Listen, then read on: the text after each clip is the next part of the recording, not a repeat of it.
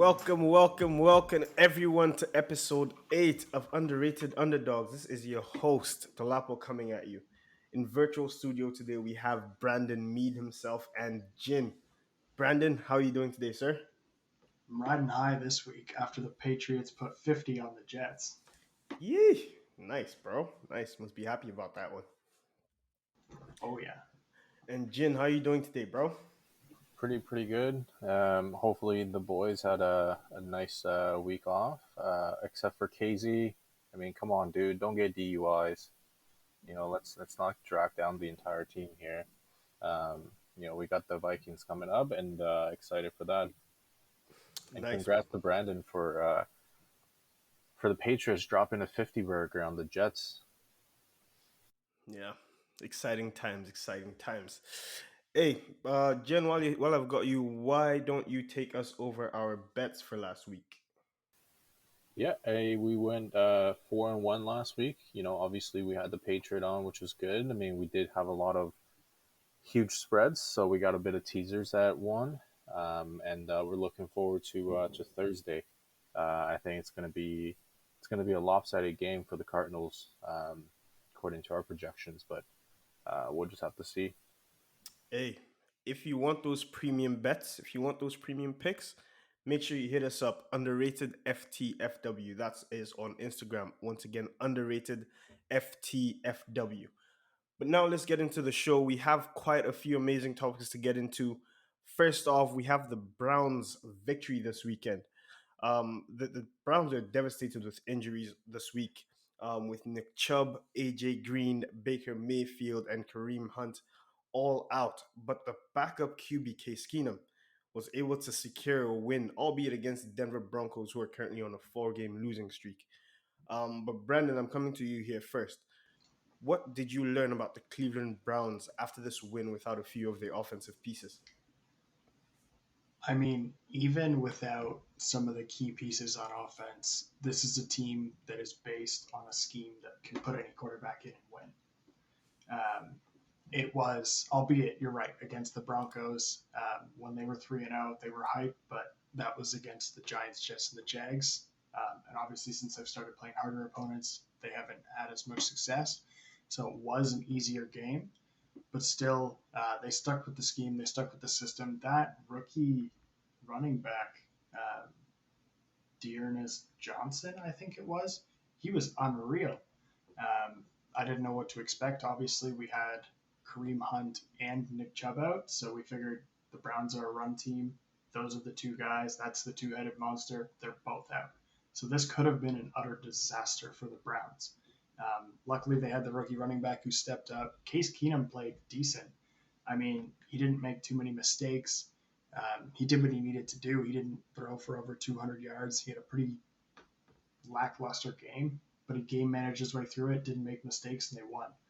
All I've learned through this is that you could put any quarterback in that system and get a successful result because the one they have isn't very impressive either when he's healthy. Jin, do you agree? Do you agree that you can plug any quarterback into that Brown system and have them be successful? Yeah, I definitely think so. I mean, you have the really nice running game going on. Obviously Kareem Hunt and Nick Chubb are both out, and they still were able to pick up the run game. I mean, mind you, the Broncos kind of suck overall. They picked, essentially the easiest games, and then when it comes to hard opponents, they kind of just flop to the ground. I mean, at this point, I think the Teddy Bridgewater experience is over. At this point, they might as well tank for the rest of the season, and pick up somebody in next year's draft, knowing that they'll have a high draft pick. But knowing the GM, instead of drafting a quarterback where he doesn't want to, he's gonna draft some player that he doesn't need, which he has done it in the past couple of years. Bradley Chubb comes in mind when they had the fifth round pick a couple of years back when they needed a QB, didn't pick anybody. And obviously this year's draft with Patrick Surtain the second, obviously picking him up instead of Justin Fields or Mac Jones, which we'll get into later of the show. But those are two better options than Teddy Bridgewater right now. Speaking of Teddy Bridgewater, um, I just wanted to highlight some things about Baker, seeing as we're all here talking about the Browns versus the Broncos. And with Baker having an extension coming up, obviously he wants big money. Everybody's talking about if he'll get that big contract. This game proved that he's probably not going to get it. Because Case Keenum came into a system with less and still managed to come out with a win. I know it wasn't against a good team, but any win in the NFL is a win. But here's a few highlights. Again, speaking of Teddy B for Baker, a couple of the QBs that are currently graded better in the league than Baker Mayfield: Teddy Bridgewater, Jameis Winston, Tua, Mac Jones, Jalen Hurts, and Daniel Jones. There are obviously more, but those are some of the elite quarterbacks that are rated higher than Baker Mayfield this year. He's 23rd overall in passing yards among the 32 starting QBs, 14th in pass completion percentage, and 27th overall in passing touchdowns. So I said it last week. I'll say it again this week. He's a system quarterback. He's doing nothing impressive. In fact, he's bottom of the league in almost every statistical category. I don't know why people are talking about him getting $40 million, maybe because he's the best available, but he's not worth it. And I think this game proved that. Yeah, I think you might have the same situation with we might run into the same Dak issue where they didn't extend him. They'll put him on a franchise tag next year to see what's going on and whether if he's gonna excel from his franchise tag. And I think that's what the Browns should do. Give Baker another year. They always have that tag option. If he sucks next year, move on from him. Like at the end of the day, it's if you sign him to a massive extension, you still got other players that you gotta pay for, and at this point, to give a sort of non-proven kind of volatile QB, a massive contract, that's not gonna. Sure, it's going to help you win some games, but it's going to help you lose some games too. Baker's not like Dak where he has the motivation. Baker was a number one draft pick. He's in the limelight. Every time I watch the game, I see Baker in his nightgown moving around in the stadium doing the Progressive commercial. It just seems like he's way over his head when it comes to some things, and I don't think he's gonna be producing for the Browns, and the Browns is gonna have to bite the bullet and move on. They might have to give up a lot of draft picks down the road to get their franchise QB again. Go for Deshaun. Ooh, They can't. Yeah. They have no capital. I know. It'd be like fifth. Be like 5 first-round picks, all in the mid-20s, even mid-teens. So it wouldn't make sense for Deshaun. Deshaun's going either to the Panthers. Hey! We'll get to Deshaun later. Don't ruin the surprise. Right. Baker needs to pay whoever does his marketing, man. Like, this guy is on so many commercials. You'd actually think he was a good quarterback. But.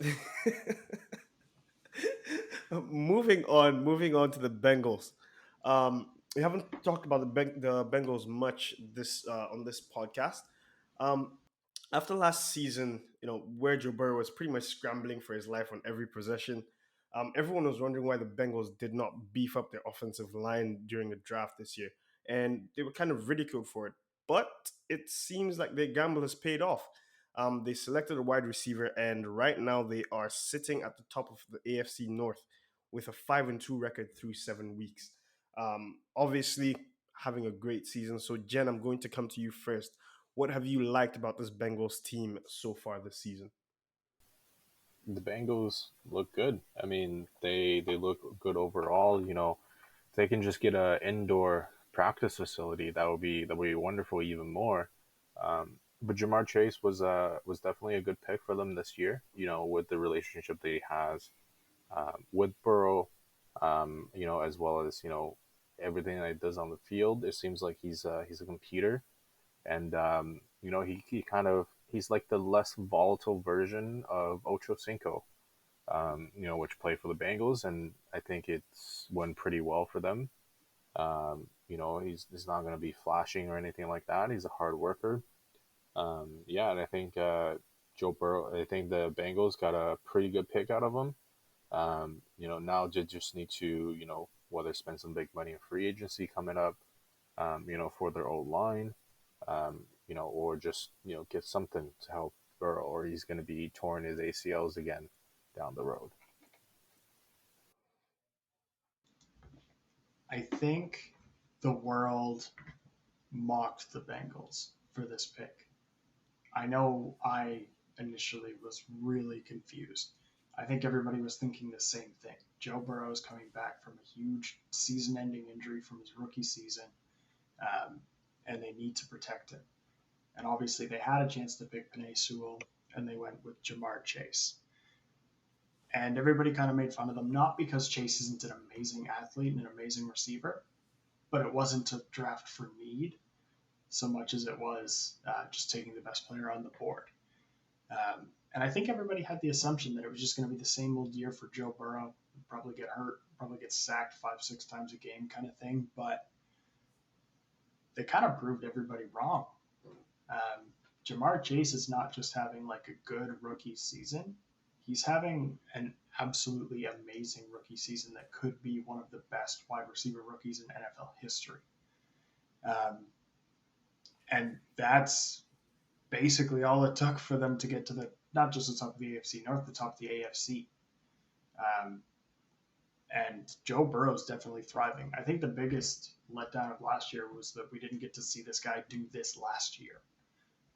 So he's kind of coming into a second year with not that much experience, but he's fourth overall among starting QBs in touchdowns with 17, sixth overall in yards. And Jamar Chase, he's second overall in yards behind Cooper Kupp, 754, tied for third amongst wide receivers for touchdowns, and down the field too. 13 plays of 20 plus yards, 6 plays of 40 plus yards. And he's done it all with about 20 less catches than the other receivers ahead of him on the standings. So he's way more efficient with the ball. And I don't know if you guys remember last year, but everybody was on this huge fan boat for Justin Jefferson and how crazy his rookie season was. And Jamar Chase is projected to finish about 400 more yards. So about 1,800 yards, give or take, on the projection for the year. He's about to have one of the best, if not the best, rookie season in NFL history. And so they proved us wrong. They're winning. When they won the first couple of games, I figured it'd be same old Bengals, win a couple, lose a bunch, flirt with a playoff spot, but not make it. But they're becoming the real deal this year. But you're right. Hopefully in the future they actually take it seriously and start protecting Burrow. I would hate to see him get injured, especially if this is the talent that he has and this is the talent we're going to get to see over the next decade in the NFL. Keep this guy protected. So I've got a question, like a follow-up question for you, Brandon. With this dynamic duo, where do you see the Bengals kind of going in the playoffs? How deep do you think they can make it? See, I don't think they would make it to like a championship or a Super Bowl. Not because that duo isn't talented, but because no one on that team has experience in the playoffs because it's been so long since they've been. And their coach is all right. Like they do need to fill out in depth and sort of the key pieces that they're missing. Offensive line obviously being the biggest one. But they could be poised to make it to the first or second round. But I think with drafting Jamar Chase and having this duo connect as well as it did, they're set for a long period of success. So if they continue to build the roster out right, everybody stays healthy, this could be a completely different Bengals team than we've seen the past couple of years. And Jen, do you agree with that? Yeah, I mean, I see them, maybe winning one playoff game, but at the end of the day, I think they're going to get figured out, and something's going to happen, and yeah, it's not going to be fun for them. They still have a lot of stuff to build around. I mean, they do have that franchise quarterback that Cincinnati's been looking for, and they got the weapons, so now it's just all about protecting Burrow at all costs. And spend some money, build a fucking indoor facility. If you got rain, you can't practice. So it's almost like if there's rain in Cincinnati, then like they're gonna play shit next season, next game, because they didn't do any. They just did some walkthroughs, and that's about it. Mm. Invest that money and protect that guy. Yeah, I mean, it's like they're playing in muddier fields than Urban Meyer's hand at the moment. Oh my gosh. Oh Lord. I don't even know how to transition from that, but we will do it anyway. Just power through. Um, so we're going from a team that is pretty much in an upward trajectory to a team that is going the opposite direction, just straight downhill. We are talking about the Carolina Panthers. Oh my Lord. These guys are the definition of an up and down season. Started 3-0 and now on a 4-game losing streak, literally up and down, 7 games. So now they've 3-4. Um, Brandon, I would like you. I'm going to task you with this. Can you diagnose the Panthers for us? What do they have going for them, and what do they have working against them this season? I was initially very excited about Sam Darnold. I thought once he got out of the Gase umbrella and once he got out of the Jets organization, he would reclaim himself, rejuvenate himself, revive his career, maybe earn some money down the road. Um, and luckily, I didn't speak publicly on this podcast, so I don't have to eat my words. Uh, but basically, he had a hot first 3 games and then fell off a ladder. And I know Christian McCaffrey's sort of in and out with injuries, but at this point, any QB that goes to Carolina is going to be dealing with that because he's just injury prone at this point. It's unfortunate, but I mean, we can take a look. The first 3 games were against the Jets, the Texans, and the COVID-racked Saints with an inconsistent Jameis Winston. So they face the same problem that the Broncos had, where they played their first 3 games against the bottom of the league and then started playing decent to great opponents after that. But basically, a breakdown is the first 3 games, he had 285 pass yards per game, 68% completion, 98.9 QBR. He was averaging about 8.3 yards per attempt, so it wasn't great, but it was decent. Like, it was good quarterback play. It'll get you wins. After that game, pretty much went downhill. They played the Cowboys, and then I don't remember who their opponents were after that, but it went to averaging about 182 a game, 56% completion, a 60 QB rating, and 5.5 yards per attempt. So it was like they hit a wall at 3 games. If the NFL season was only 3 games long, they would be undefeated. Unfortunately, there are a lot more. So maybe Sam Darnold isn't the guy. And like I said, I'm going to have to leave that fan boat because I've already got all of my stock in Carson Wentz having a comeback. I'm just going to have to stick with Carson Wentz and ignore Sam Darnold. I think you got a point with the Panthers kind of losing their footing. I think one of the main reasons that people don't really talk about is the coach. I mean, Matt Rule is coming from a college background where no real NFL experience. And if we look at the past track records of college turned NFL coaches, it's a pretty bad record. I mean, look what happened. Look what's happening with Urban Meyers right now in Jacksonville. Remember, a couple years back, you got the Chip Kelly experiment, which failed horrendously, which was great for the boys, but it sucked for the Eagles. It just seems like any sort of transition of a college coach into the NFL, they have that leap where if you don't get over that leap, then you're done. It just seems like all hell broke loose, and you're going to be, the team is not going to work well. I mean, it just seems like Matt Rule is just trying to, implement his system onto Sam, a lot harder and to his way, where instead of doing that, he needs to, play to his strength, if, whether it be, instead of deep throw balls, do a lot of check downs. If it's, something that, they see statistically that, Sam is good at between 10 and 20-yard passes, then, do that. Um, you know, Change up the schemes a bit. Obviously it's not working in Carolina. And, Matt Rule's got that nice $10 million contract like John Gruden at the Raiders, but they're going to find a way to can him if, this is what's happening. You got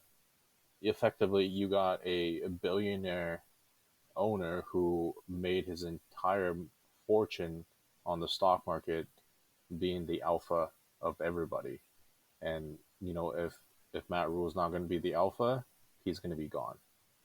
That's just be plain and simple, especially after all the owners, spend a ton of money building new facilities, purchasing team, getting everything better. And if, that's the piece that it's not going to work well, then, you know, we might see Sam Darnold even staying in Carolina after his next year's fifth-year option getting picked up, and Matt Rule going back to college. You're right about those Carolina owners. Those guys don't fuck around. They stepped in and got rid of the quarterback almost immediately.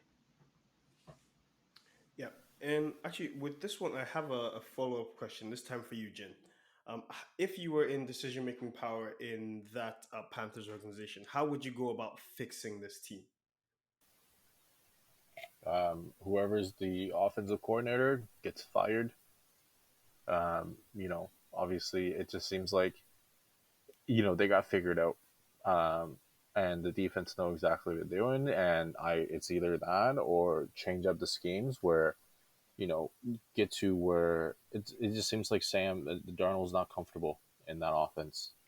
He needs to be comfortable. He's almost the same situation as he was under the Gaze umbrella, where they're not playing to his strength. Obviously, he does have a lot more weapons. You can see Robbie Anderson, almost every week having a mental breakdown on the field for not getting the ball. It just seems like they need to implement something where it fits Sam, whether it be, starting next game, do a lot more checkdowns than usual, get his confidence up. Darnold is still a pretty good quarterback. That's why they traded for him and traded away Teddy Bridgewater away, because they thought he was going to be a good player to build around.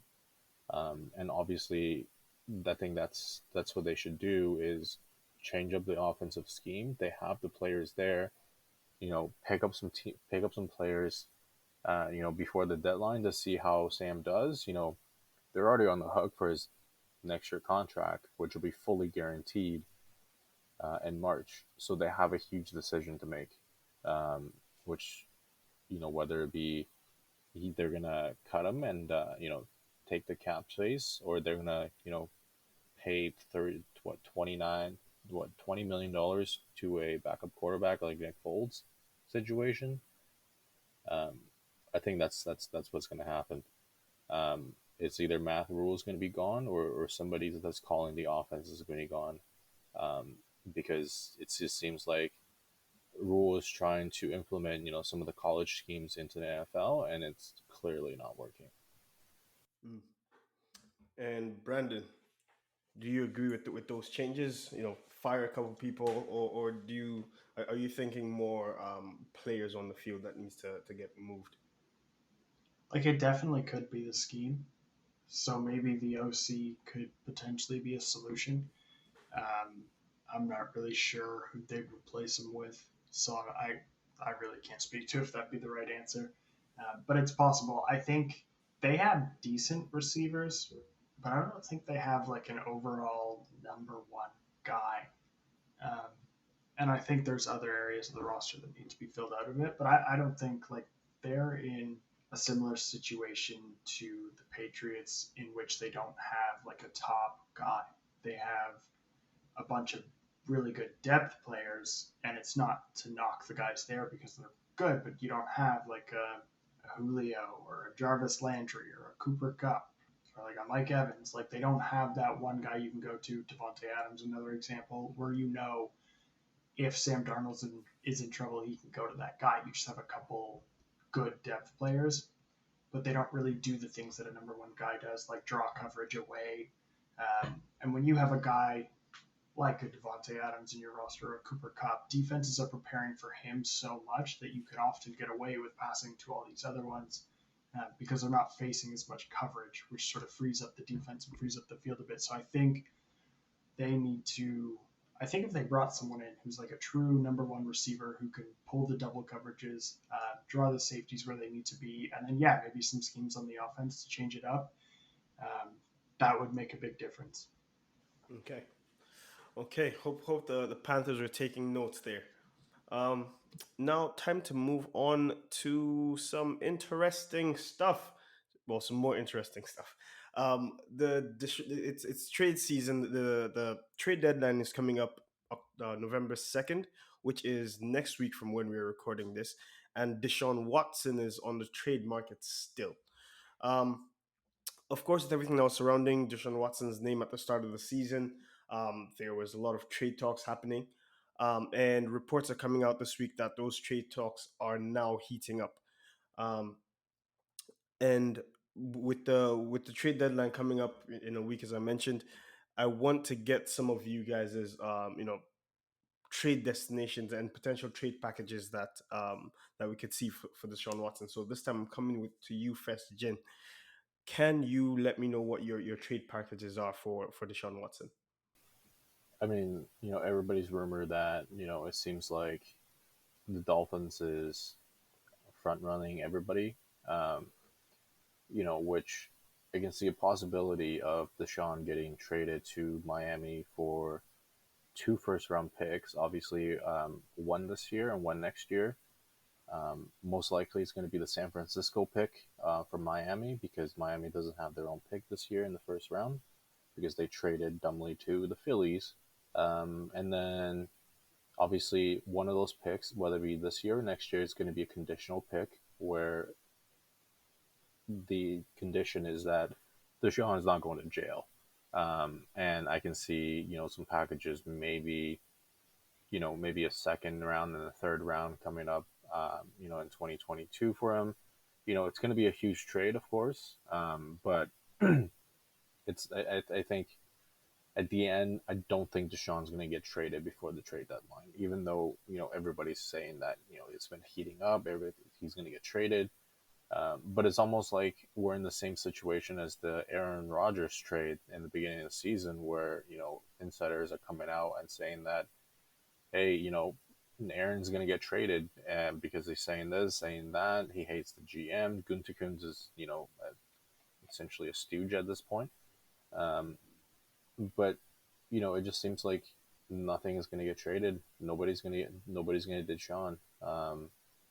He's going to stay in the Texans, working out every single day and collect almost $2 million a week. Jeez. Brandon, do you think Deshaun Watson is getting traded? If so, can you give me your a trade package and a trade destination for him? I want this to be true. If you've been listening, you heard my entire rant on why Deshaun needs to play in the NFL. So I want this to happen so badly, but it feels like it's being forced to the media. Like it doesn't feel like it's really happening. It just feels like there was sort of a lot of drama, and then there was a bit of a lull, and now they're trying to fill the gap with more drama. So I don't think it'll happen, but I would love to see it happen. Um, and I know this goes against almost every bone in my body, but I think Miami's going to be where he lands. It doesn't matter what deal works best for the Texans. It doesn't matter who wants him the most, all because he has a no trade clause. He has to okay the move anyway. And as it stands, according to the information that is publicly available, the only destination he's approved is Miami. So it doesn't matter who's ready to sell the farm if Deshaun does not want to play there. So I'm going to have to go with Miami. And it hurts me to say that because in the AFC East, Deshaun Watson would play the Patriots twice a year. And I don't know if I love that particularly. But I'd like to see him play. And I guess if that's the sacrifice I have to make, then I'll have to swallow it. So I think if he gets traded, he's going to go to Miami. I don't know if that's going to be a 2-team deal or somehow we're going to work in a 3-team deal where somebody also trades a first round and Tua goes elsewhere. I don't know if they're really sold on Davis Mills or Tyrod Taylor as the future. So, like, what have you got to lose by taking Tua? There are a few teams out there with some quarterback troubles that Tua could potentially replace, and maybe switching a system would help him as well. So I think he's going to Miami. I don't know what the trade would be. This might be a wild trade, but I can see maybe a 4-team trade at this point, um, which might be the wildest thing I'll say today, um, What which do you will got? be so it would be the Texans trading away Deshaun to the Panthers. Panthers trade, obviously getting a first round pick from them, and then Sam Darnold going into Denver.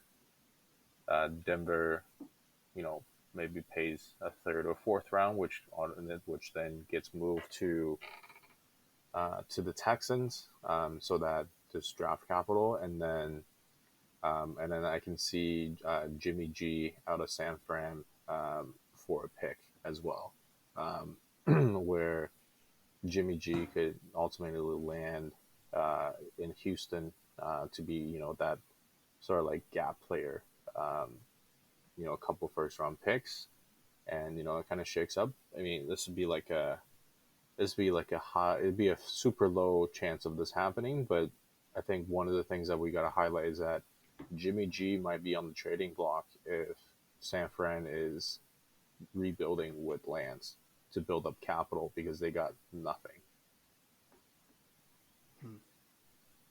Nice. Very, very interesting trade package there. Um, Now, I guess time to move on to a different segment. We're going to be going over some of our bold predictions from the first couple of episodes. Um, when both these guys were feeling pretty wild, made some picks. Brandon, we'll start with you here. Your offensive rookie of the year prediction. You had Mac Jones. No surprise. Obviously, a Patriots fan sticking with his Patriots QB. How are you feeling about that pick so far, and where do you think that award is going right now? Look, he started the year with the second odds, I think, maybe the first odds, and he's still second overall in the odds. He's not far from the top. I know he played the Jets this weekend, but he did pop 2 TDs, no interceptions. So if we can get a few more games like that, then we'll be in the running. Um, but it's definitely doing better than Jin's pick. But I think at the end of the year, if things go exactly the way as they've projected so far, Jamar Chase is going to win it, and I don't think anybody would have an issue with that. Yeah, I mean, we did just go over Jamar Chase's kind of historic rookie year earlier. Jin, do you agree there, or are you still sticking with your Justin Fields pick? I'm still sticking with Justin Fields. We're gonna see this week how the Bears and Justin Fields is gonna do without Matt Nagy, because obviously he's on the COVID list, which is a good thing for the Bears. You know, it sucks that Nagy has COVID, and hope he feels better and get well soon. But this is a real chance for everybody to see you know what is the offense going to look like without Nagy within the game. So he can't muddle different things to Justin Fields.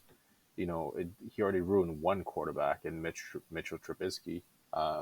If he's on the track to ruin a second one, he's not going to have a job in the NFL. And I think we're going to see this week whether Justin Fields is going to, pass Mac Jones, which I can see there's still a chance because, Mac Jones is more of like a pocket passer, kind of like Tom Brady 2.0. Justin Fields, it's a little bit more mobile, and you know, it seems like Justin Fields, if he has a couple good games, he's gonna definitely gain more traction in the Rookie of the Year talk. I would like to highlight that both of these rookie quarterbacks have played the Bucks, and one scored 3 points, and the other scored 16, I believe it was. Um, Justin Fields lost 35-3 this weekend to the Bucks versus the 2 point loss when the Patriots played the Bucks. You're forgetting Bill Belichick, the Patriots at home record, rain, weather. I mean, all these things, comply. That's why, the Bucks went into the Patriots. I believe the ending lines was -6.5, and when they were playing last week, it was -11.5. Obviously, I disagree on that because I think the Patriots had a little bit of a more edge to beat out beat out TB. But Justin Fields, I understand he has to play better. He stinks more than Urban Meyer's hand at this moment, which is something that it's literally the worst. Again, he's in a super muddy situation, with his head coach and everything. I hope everything gets cleared up, in the next couple of weeks. And yeah, and one of the things we haven't talked about is, like the Bears seems like they're going to be rebuilding, so be a perfect time to trade away Allen Robinson to someone else, so he can get that chance to win, and the Bears can get some draft capital back for the picks that they traded away to get Justin Fields. You know what, Jen? I'm very impressed, bro. You've kept this Urban Meyer's. You've kept it alive, bro. I'm very impressed. I don't know how you keep, if you just keep organized, keep taking notes every week and figuring how you can fit him in, but you're doing a great job, bro. You're doing a great Dude, job. our I mean, small collection of YouTube commenters are going to be tearing your ass apart for using the same tearing joke the asses whole apart. episode, and I'm all for it. yeah, hey, I'm totally okay with it. I mean, Urban Meyer did something really stupid, and it should be highlighted out every week. It seems like he's going to be making that mistakes even more down the road. Um, No, Maybe we should start selling merch that just has Urban Meyer with two fingers on, with mud on it. His finger looking good. you know what? Good for you for not falling into the news trap of letting news just come and go and just keep bringing it up and not letting people forget. Good Exactly. for you for doing that. I'm pretty sure, if I get a campaign going and we have, Urban Meyer's dressed up as Colonel Sanders, except he's holding on to a butt cheek and his fingers is up at his nose, we sell that as a t-shirt, we will make millions. His finger sniffing good. Let's go. There you go.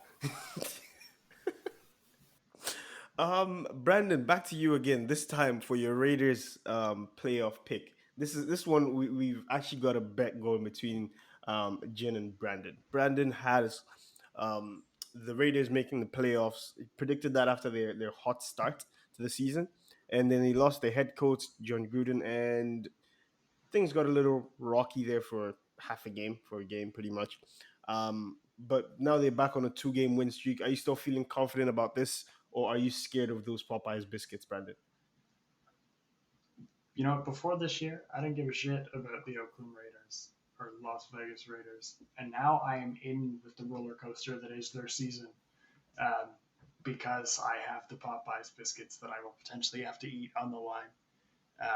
But I was very scared that when they lost their coach and had an interim step in, that they might see some system changes. Some things might not go as well as planned. I think I was lucky in the fact that their assistant coach has been with John Gruden for a long time, so it really wasn't a hiccup in the design of the offense or the design of the playbook. And he was pretty much able to make some small adjustments to keep them winning without changing the playbook entirely. I'm still feeling pretty good about it. I think they're the real deal. Again, I never thought I'd be on the Derek Carr fan boat, but here I am rooting for him to make sure I don't have to eat 6 Popeyes biscuits. With no water. But I think it's going to happen. I know, with no water. Jin, Hey, I mean, have you been we can call off practicing? the bet. We can call off the bet, and both of us got Nope, three Nope, it's biscuits streaming on each. nope. YouTube, bro. This is too late. It's It's recorded. way too late. I mean, like I think the Raiders will find a way to lose. That's for sure. Um, If you are so confident, why did you want to call it off? well, I Ooh. was feeling that you didn't have the confidence of them making it to the playoffs, so I figure I'll offer you sort of a discount on your bet so that it's Reverse only three psychology, I biscuits. see. I have been with this roller coaster the entire time, and never once have I asked you to call off the bet because I believe in this Las Vegas Raiders team, in which I forgot the city that they were located in. You do know that this is all recorded, right? So when we come back at the end of the season and you're gonna have the live stream you eating Popeyes biscuits with no water, you know, why don't we do this? We'll double the amount. Ooh. 12. We'll make I it a don't even full think I dozen. could eat 12 biscuits in one sitting with water, dude. I can't do that. I don't have that big of a stomach. Oh man. I mean, like you might get a heart attack afterwards with the amount of butter and margarine that's in there, but You might just die of asphyxiation. You just might choke to death. okay, well, how about this? Six biscuits. We'll double it to instead of we'll just do a regular six biscuits, but we'll also do let's say I don't know a six piece on top. Yeah, but then that's like, I want a 6 piece of chicken. Like, if you're gonna buy a 6 piece of chicken, just give that to me. I feel like that's not punishment for losing a bet. That's just like I think the doing. biscuits is fine. Maybe we'll think of something down the road. Yeah.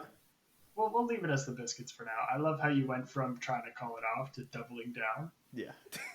Hey, that's my betting strategy, right? All or nothing. All or nothing. All right. Once again, for those premium picks, underrated FTFW. All right. The next thing that we're going to be going for is this one is for you, Jen. You predicted that Dak would be breaking the passing record and the touchdown record. By the way, just for context, the current record is at 5,477 yards for the season and 55 touchdowns. Dak is currently at 1,813 yards for the season, with a little over half of the season left to play. He's projected to around 5,136 yards, which is a little under 300 yards shy of the record. Um, and he is currently at 16 touchdowns, projected for 45, a little under 10, or 10 less than the record. Are you feeling confident about any of this, Jen? I mean, I hate to say it, but I made that prediction thinking that Zeke got butter legs, but with the resurgence of Zeke as well as Tony Pollard, I think they're gonna have a more of a balanced team down in Dallas, and I think it's gonna be good. I mean, it seems like he's not gonna break the record, but that doesn't really matter if we get to the Super Bowl, at the end of the year. Super Bowl, he's calling it, bro. You know who is on pace to break the record? I have him in my fantasy. First of all, Tom Brady, greatest of all time, projected to beat the yards, and he's the closest one to the TD record, but he needs to average 4 touchdowns a game to get it, so I don't think that's realistic. The other guy is yours truly, Derek Carr from the Las Vegas Raiders, who is leading his team to a playoff berth with this record-breaking potential season. I mean, you can break records but still not make it to the playoffs. Hey, he's putting the pressure on you. He's putting the pressure on you to finish those biscuits. But the final prediction that we want to go over here is Brandon. You had Chandler Jones breaking the sack record after one game where he had 5 sacks to start the season. Brandon thought this guy could do 1.4 sacks a game and get there. Unfortunately, he has not had a single sack since then. Not even a half a sack. Not even a half a fucking sack. Still sitting at 5, projected 12. I don't even know why they're projecting 12, to be honest. I'll We project should have 5. put We should have put more biscuits on this one. I was very confident in our beginning of the year that Chandler Jones wasn't going to break it. Yeah, like I'd bet 5. Brandon, would you bet your 22 versus my 5? There's, to be fair, he only needs 2 a game at this point. But he hasn't gotten one in like 6 games. It's time for him to get hot. He's never going to get hot. It Oh, just, it's definitely burning, bro. Just I mean, you know what? We'll make another bet. It's almost the middle of the season. I'm betting that he's not going to get more than 10. I'm betting he's not year. gonna get more than 5. I'm betting he won't get half a sack between now and February or end of January or whatever the Look, season is. I so badly wanted this to happen because I really like Chandler Jones and he's been injury riddled. I thought him coming back with a record breaking season would be fantastic. But there was no merit to that projection. It was solely from the gut. And I am now faced with potentially eating my words. Luckily, Potentially? my words will be the only thing that I will have to eat. Potentially. I like how you put the potentially there. It's like throwing allegedly at that I have to do after all of Jin's comments. True, very true. That pretty much brings us to the end of our show. So for this week, or rather for the picks this week, make sure you follow us on Instagram, underrated FTFW. Check out our YouTube page. Check us. You know what? Leave comments down below. We read all of them, and also don't forget to give us 5 stars on Apple Music or wherever you listen to podcasts. And once again, I will drop that Instagram handle. It is underrated FTFW. Until then, keep your fingers clean, and we will see you next week. Bye bye.